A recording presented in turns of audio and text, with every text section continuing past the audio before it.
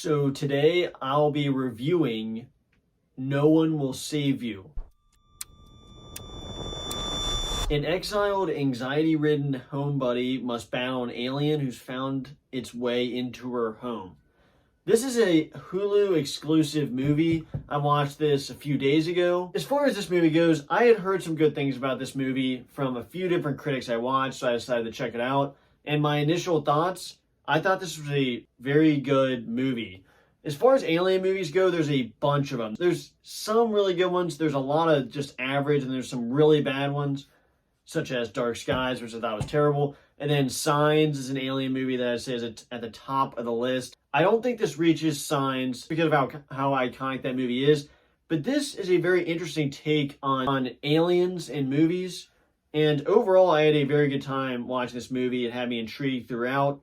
And it does some very unique things with the alien concept in this movie. Starting out with the positives for this movie is definitely the acting. The acting from the main actress in this movie was very good. She sold this movie. And throughout this movie, there is no talking. So the acting, very similar to A Quiet Place, is definitely sold through the main actress. Because there's no talking, so it all has to be conveyed through her face, her acting throughout basically the whole movie. And the aliens is a big positive. People say they're kind of the stereotypical alien, and they kind of look like the stereotypical alien. But there's some very interesting and very good sound effects, some good visual effects on the alien, and not only how they're portrayed in the movie, some movies like to go the route of showing the aliens too much. Some movies go with showing the alien barely at all. I think this movie has a good mix of showing the alien enough to leave you satisfied, but then not too much to where they just become mindless creatures on the screen. They do a good job of showing them and not showing them. And I also liked the actual mechanics on these aliens. Their feet look really creepy, and the sound effects, like I said, they make is very cool. And there's different kinds of aliens. Without spoiling it, the different abilities and different ways these aliens move around was really cool, and I liked that. And it was a lot different and more unique than other alien movies I've watched. Another positive would probably be the overall twists and turns this movie takes. You really cannot predict what's going to happen in this movie. That's pretty much it for the positives. The main negatives with this movie, I guess would say, is that it gets very out there at the end. You kind of have a lot of scenes where you don't know what's actually real and what's not.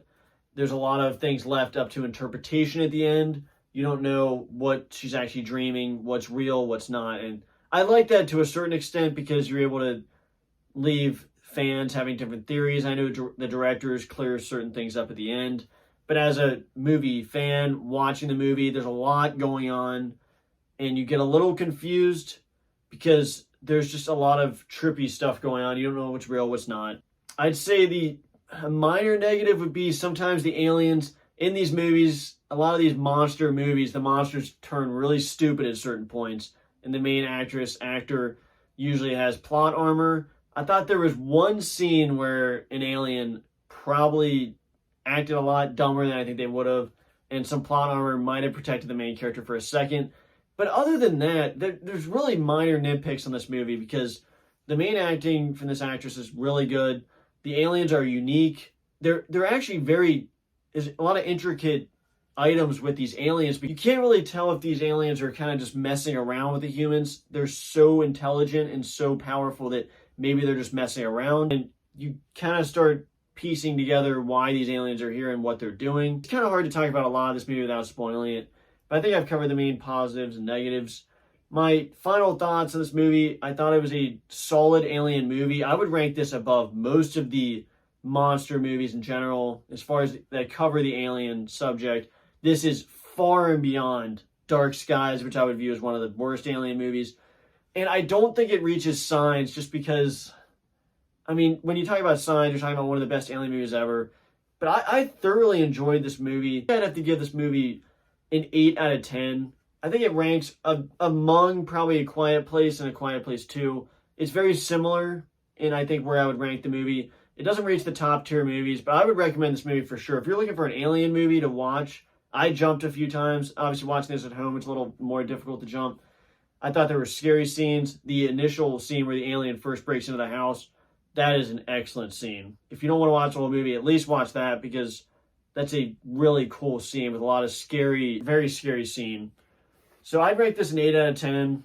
I think it's a good movie. I'd recommend you go see it. If you have Hulu, definitely check it out. And look forward to our Halloween series coming here soon, in which we will be covering 4 to 5 great Halloween movies to get us into Halloween season.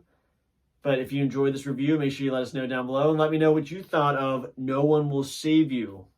Thanks for watching, and we'll see you guys in the next video. Bye, guys.